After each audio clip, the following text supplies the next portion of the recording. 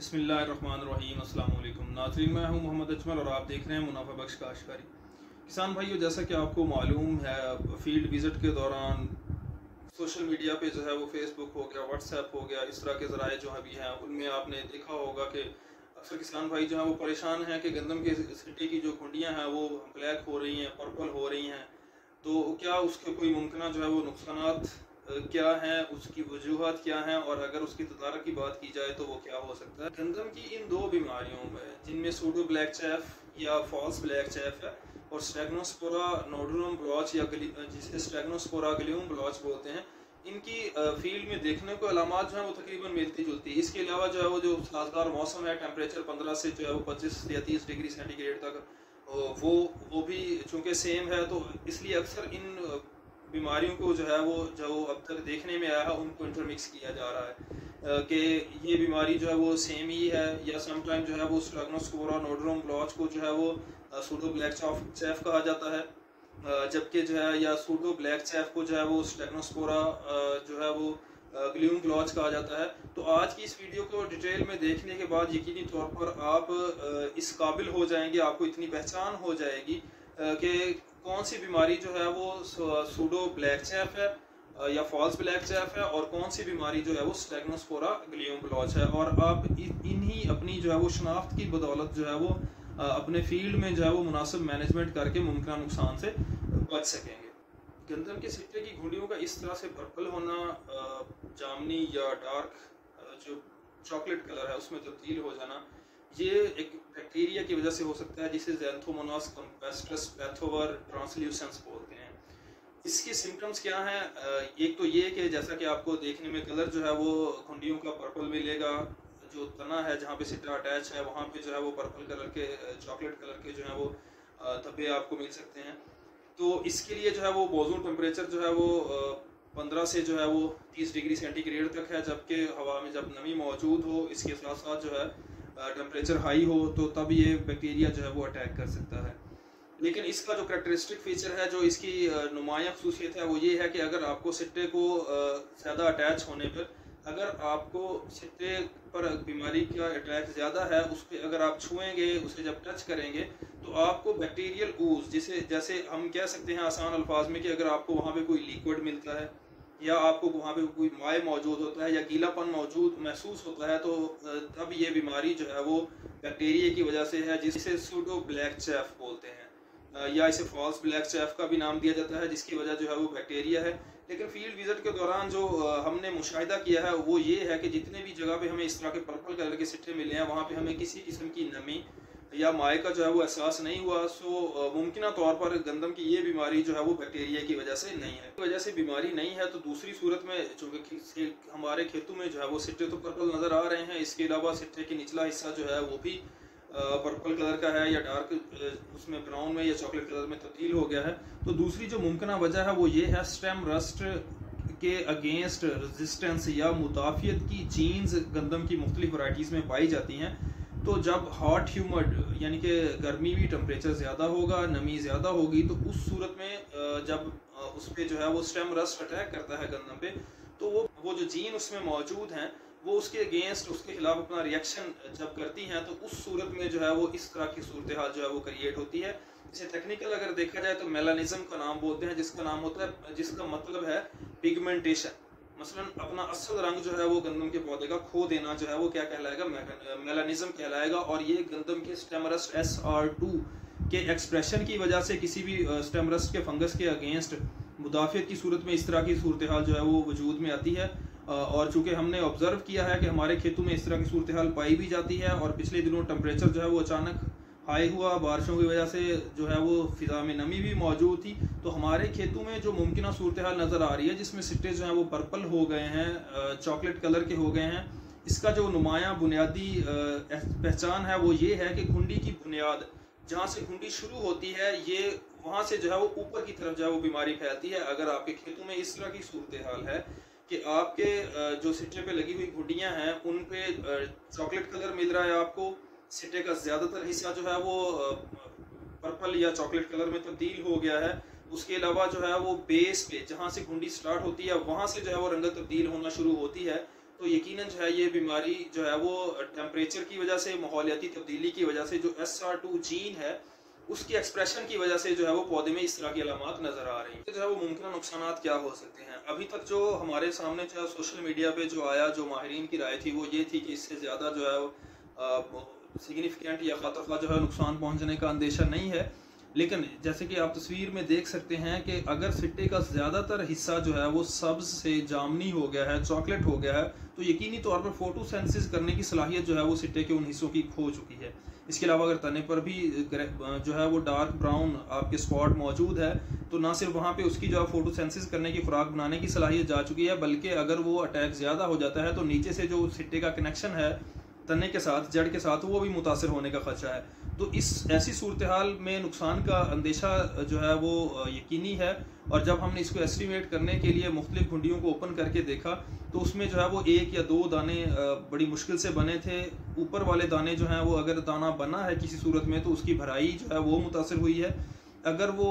Pollination की stage पे था, दाना बनने के अमल में था, तो दाना का सेट होना यानी कि ग्रेन सेटिंग जो है वो डिस्टर्ब हुई है। इसके अलावा जो है नंबर ऑफ ग्रेन जो है वो एक स्पाइकलेट में, जैसे कि आप देख सकते हैं, वो इस बीमारी की वजह से मुतासर हुए। वो तमाम गंदम के खेत जहाँ पे गंदम अगेती लगी हुई है, दाना जो है वो बन चुका है, भराई हो रही है या तकरीबन हो चुकी है, वहाँ पे तो इसका ख़तरा इतना ज़्यादा नहीं है। और ना ही ऐसे खेतों में ये जो सूडो ब्लैक चैफ की बीमारी है ये देखने में बहुत कम आई है। वो गंदम के फील्ड जहाँ पे गंदम पछेती लगाई गई थी या जहाँ पे जो है वो हेडिंग हो रही है, अभी पॉलिनेशन का अमल होना है, उन जगहों पे जो है वो ब्लैक चैफ या जिसको फॉल्स ब्लैक चैफ या सूडो ब्लैक चैफ बोलते हैं, उसमें उसका जो है वो हमला ज़्यादा नज़र आया है। और यकीनी तौर पर जब पछेती गंदम है उसमें दाना बनने का अमल भी शुरू हो रहा है, तो उस सूरत में जो है ये ब्लैक चैफ जो है ये बीमारी पैदावार को मुतासर करने का इसका खदशा जो है वो ज़्यादा है। अब जो दूसरी चीज़ जो है वो गंदम के सभी खेतों में, सभी वैरायटीज़ में जो है वो नज़र आई है। हमने जो है वो अजरी भक्कर एरोजोन रिसर्च इंस्टीट्यूट भक्कर का भी मुआयना किया, वहाँ पे उनकी नई लाइंस जो पाइपलाइन में वैरायटीज़ हैं वो भी हमें देखने का मौका मिला। तो उसमें भी जो घुंडियों पे निशान थे, धब्बे थे, वो मौजूद थे। आपने भी अपने फील्ड में देखा होगा इसी तरह से कि फील्ड विजिट के दौरान कि घुंडियाँ जो है उन पे कहीं पे छोटे और कहीं पे बड़े जो हैं वो ब्लैक कलर के धब्बे जो हैं वो नज़र आ रहे हैं। तो गंदम की ये बीमारी जो है, जो कि ज़्यादा आम है हमारे इलाकों में, ये गंदम की बीमारी जो है एक फंगस की वजह से है जिसे स्टेगनोस्पोरा नोडोरम बोलते हैं। और बीमारी को इसको जो है वो स्टेगनोस्पोरा नोडोरम ब्लॉच या स्टेगनोस्पोरा ग्लियूम ब्लॉच का नाम दिया जाता है। अब ये ब्लॉच जो है, ये धब्बा जो है वो मुख्तलिफ किस्म के फंगस जिसमें जो है वो स्टेगनोस्पोरा, पैरास्टेगनोस्पोरा, फेजोस्फेरिया या इस तरह के जो है वो फंगस फैमिली की वजह से जो है इस तरह की अलामात ज़ाहिर हो सकती हैं। अब ये पहचान हम किस तरह से करेंगे कि कौन सी जो है वो फॉल्स ब्लैक चैफ है और कौन सी बीमारी जो है वो स्टेगनोस्पोरा ग्लियूम ब्लॉच है। तो स्टेगनोस्पोरा नोडोरम ब्लॉच भी इसको बोलते हैं। तो नाम से ही जाहिर है गंदम की ये बीमारी जो फंगस की वजह से है, ये ज़्यादातर जो है वो टिप्स पे शो होती है। पत्ते जो हैं वो जो ज़मीन के नज़दीक हैं, उनकी जो आखिरी कह लें सिरा होता है, वहाँ से जो है वो पौधा पिछली तरफ जो है वो मरना शुरू हो जाता है, पत्ता जो है वो खुश्क होना शुरू हो जाएगा। इसके अलावा अगर ग्लियूम पे हम घुंडी की बात करें तो वहाँ पे छोटे से दरमियाने दर्जे के जो हैं वो आपको धब्बे मिलेंगे। अब उनका करैक्टरिस्टिक फीचर यही है कि उनके दरमियान में जो है वो सफ़ेदी माइल भूरा निशान होगा, जिसको इर्द गिर्द जो है वो गहरे भूरे रंग ने जो है वो कवर किया होगा, जैसा कि आपने तस्वीर में देख सकते हैं। तो नाम से ही इसके ज़ाहिर हो रहा है कि नोडोरम ब्लॉच ये नोड से शुरू होती है। और इसको जो है वो ब्लैक चैफ से इस तरह से हम नुमाया तौर पर पहचान सकते हैं कि जो ब्लैक चैफ है वो घुंडी के जो है वो बेस से, जहाँ से घुंडी शुरू होती है वहाँ से शुरू होता है, जबकि ये जो है ये जिसको हम ऑन कसार बोलते हैं, उसके ऊपर वाले सिरे से नीचे की तरफ या स्पाइकलेट के जो है वो अपर सरफेस से ऊपर वाली सतह से जो है वो नीचे की तरफ फैलना शुरू होती है। अब चूंकि जो है दोनों बीमारियां अगर देखा जाए तो इनमें जो है वो पहली में ब्लैक चैफ में जो है वो अगर फंगस आ जाता है और पौधे का जो है वो gene SR2 gene stem rust का जो जीन है एक्सप्रेस होता है, तब ये सिचुएशन जो है वो क्रिएट होती है, माहौल जब फेवर करता है। जबकि दूसरी सूरत में जो है वो स्टेगनोस्पोरा ग्लियूम ब्लॉच में फंगस ही बीमारी का बायस बनता है। तो ये दोनों बीमारियां जो हैं, ये दोनों ही बीमारियां सॉइल बॉर्न भी हैं और डिजीज़ बॉर्न भी हैं। तो इन बीमारियों को कंट्रोल करने के लिए मुमकिन तौर पर फसलों का हेर फेर वो एक कंट्रोल है, लेकिन चूंकि वो मुमकिन नहीं है, हमारे पास जो है वो लिमिटेड वसाइल होने की सूरत में हमें जहाँ पे एक खेत में हम गंदम की वैरायटी एक दफ़ा लगा रहे हैं, दूसरी दफ़ा भी वहीं पे मोस्टली जो है वो लगाई जाती है। तो दूसरा बेहतरीन तरीका यही है कि अगर आप जो है वो अपने सीड को किसी अच्छे फंजीसाइड से ट्रीट करके लगाते हैं तो ना सिर्फ जो है वो आप सूडो ब्लैक चैफ को किसी हद तक, स्टेगनोस्पोरा लीफ ब्लॉच को या ग्लूम ब्लॉच को कंट्रोल कर सकते हैं, इसके साथ साथ जो है वो आप लूज स्मार्ट जिसमें सिट्टे काले हो जाते हैं गंदम के, उसको भी कंट्रोल कर सकते हैं। तो ये तो था कि सीड लगाने से पहले की जो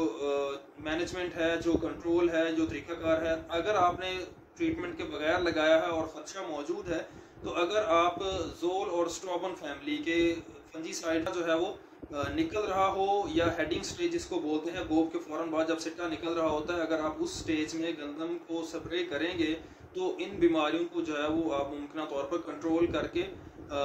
अब तक जो डॉक्यूमेंटेड है इनके सूरत में, इन बीमारियों की सूरत में नुकसान वो कुछ ज़्यादा नहीं है, ज़्यादा से ज़्यादा 1 से 3% डॉक्यूमेंटेड है। लेकिन पिछले सालों से मुसलसल हम देखते आ रहे हैं कि ये बीमारी जो है वो ज़ोर पकड़ती जा रही है। तो अगर खुदा न खास्ता पछेती जो गंदम है उस पर इन दोनों में से किसी एक बीमारी का या दोनों का अटैक जो आजकल देखने में आ रहा है कि जो सिट्टे लेट निकल रहे हैं उनमें जो है वो सूडो ब्लैक चैफ या फॉल्स ब्लैक चैफ है, जो सिट्टे जो है वो ऑलरेडी निकले हुए हैं उन पे जो है वो स्टेगनोस्पोरा लीफ ब्लॉच आया हुआ है। तो ये दोनों बीमारियों जो है वो कंसिस्टेंटली, और हमारी सभी वैरायटीज इससे चूँकि मुतासर हो रही हैं, सो गंदम की अच्छी पैदावार लेने के लिए हमें इन्हें कंट्रोल करने के लिए कोई ना कोई स्ट्रेटजी लाहे अमल बनाना होगा, जिसमें सबसे मौसर और पहला जो है वो सीड ट्रीटमेंट करके लगाना है। उसके बाद स्टिल अगर आपको इस तरह की सूरत हाल नज़र आती है कि खेत में जो है वो बीमारी के अलामा ज़ाहिर हो गई हैं, तो जो बेहतरीन टाइम है वो हेडिंग स्टेज है, जब सिट्टा निकल रहा हो। उस सूरत में जो है जब आप स्प्रे करेंगे तो इन बीमारियों को जो है वो आप मुमकिन हद तक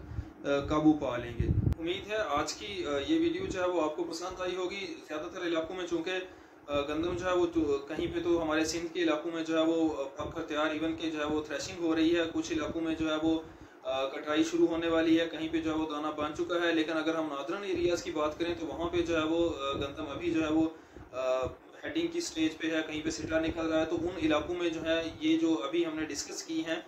मैनेजमेंट की प्रैक्टिसेस, इनको अपनाने से यकीनी तौर पे जो है वो हमारे फार्मर भाई जो है वो फ़ायदा उठा सकते हैं। इसके अलावा अपने अगले आने वाले सीज़न में जो है वो सीड ट्रीटमेंट